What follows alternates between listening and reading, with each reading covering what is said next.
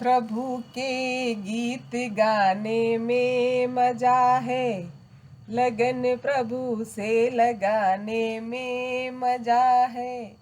साज दिल के इन तारों को मिलाकर मधुर नगे में सुनाने में मजा है।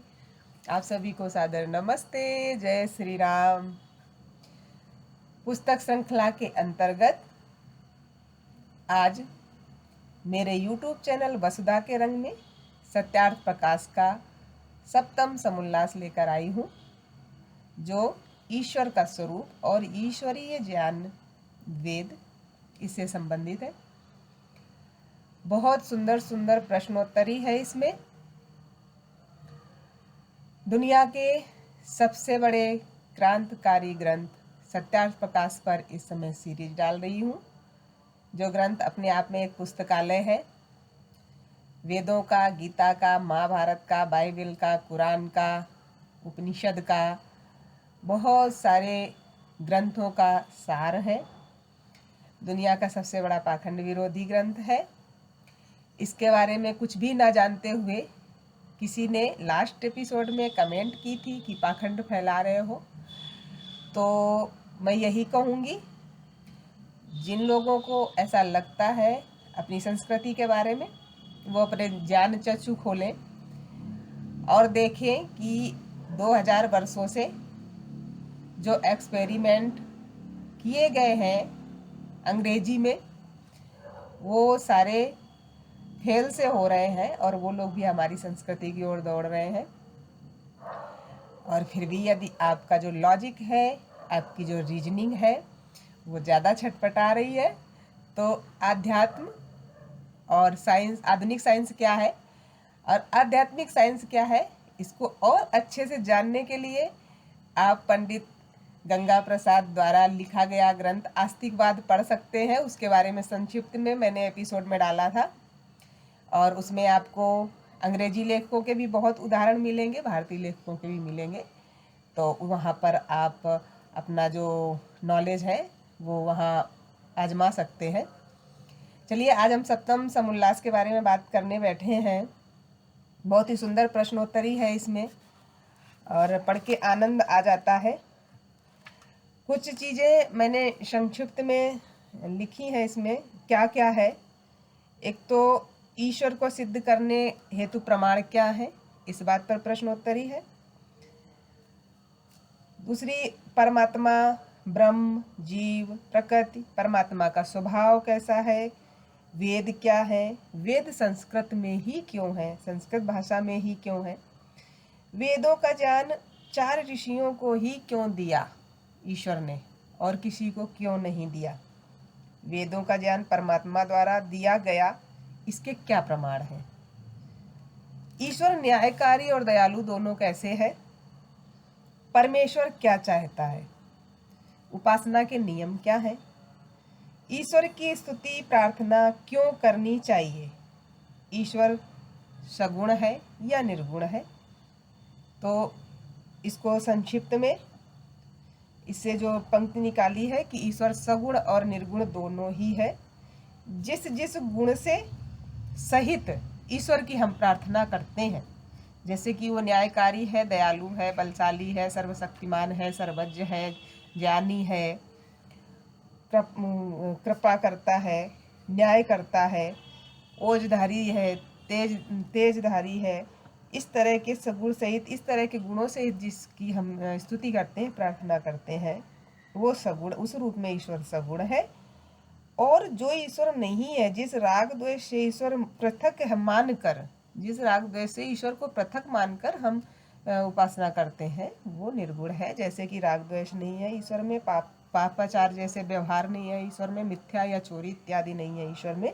इस तरह के गुणों को का वर्णन करते हुए जब हम स्तुति करते हैं तो उसे निर्गुण कहते हैं।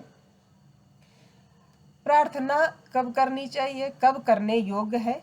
प्रार्थना, हमारे शास्त्र बता रहे हैं कि प्रार्थना तभी करने योग्य है जब आप पुरुषार्थ कर चुके हों। बिना पुरुषार्थ के प्रार्थना का कोई औचित्य नहीं है। प्रकृति कब स्वीकार होती है और कब निर्विकार होती है, इस विषय पर प्रश्नोत्तरी है। देवता का अर्थ क्या है, कौन होता है देवता, और 33 प्रकार के देवता क्या हैं, इस विषय पर प्रश्नोत्तरी है। ब्रह्म के साथ एकता कब और कैसे, जीव की एकता ब्रह्म के साथ कब और कैसे, ब्रह्म क्या है, ईश्वर क्या है, जीव क्या है, प्रकृति क्या है, इस विषय में प्रश्नोत्तरी है।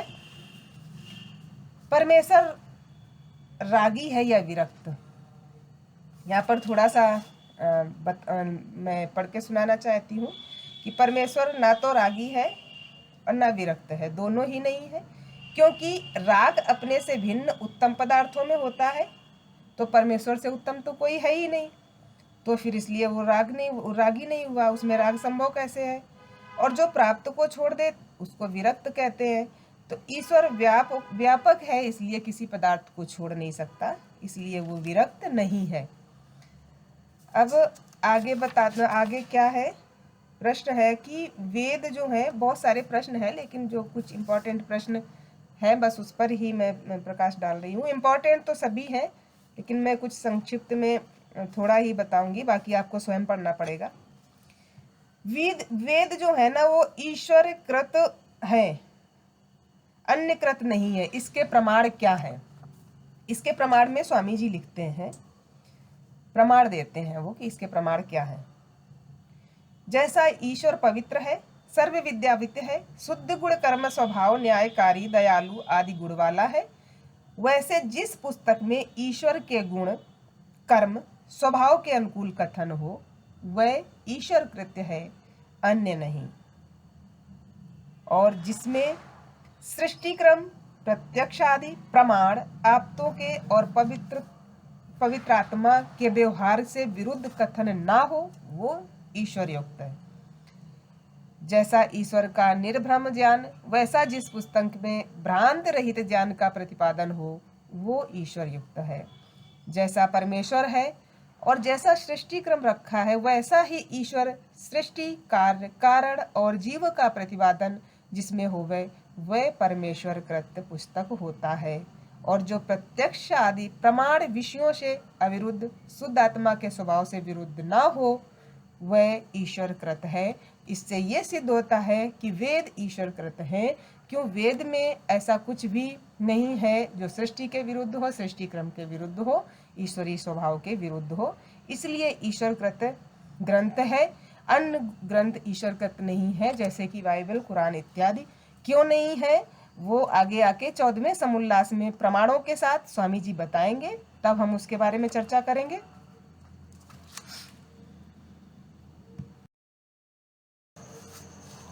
प्रश्न है कि चारों ही वेदों का प्रकाश उन ऋषियों में क्यों किया, अन्य में क्यों नहीं, ईश्वर पक्षपाती होता है क्या? उत्तर है कि चारों सब जीवों में अधिक पवित्र आत्मा थे, इसलिए ईश्वर ने वेदों का प्रकाश उन चारों में किया, किसी अन्य में नहीं।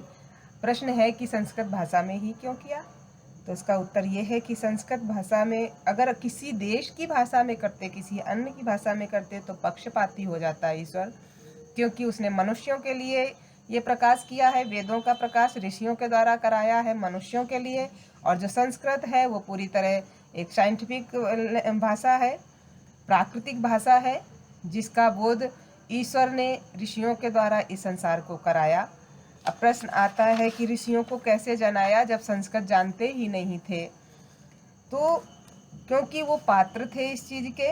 उत्तर में आता है परमेश्वर ने जनाया। धर्मात्मा योगी महर्षि लोग जब जिस के अर्थ को जानने की इच्छा करते हैं, ध्यानावस्थित होकर परमेश्वर के स्वरूप में समाधिस्थ हुए, तब परमात्मा ने अभीष्ट मंत्रों के अर्थ जनाए और बहुतों के आत्माओं में वेदार्थ प्रकाश हुआ। तब ऋषि मुनियों ने वह अर्थ और ऋषि मुनियों के इतिहास पूर्वक ग्रंथ बनाए।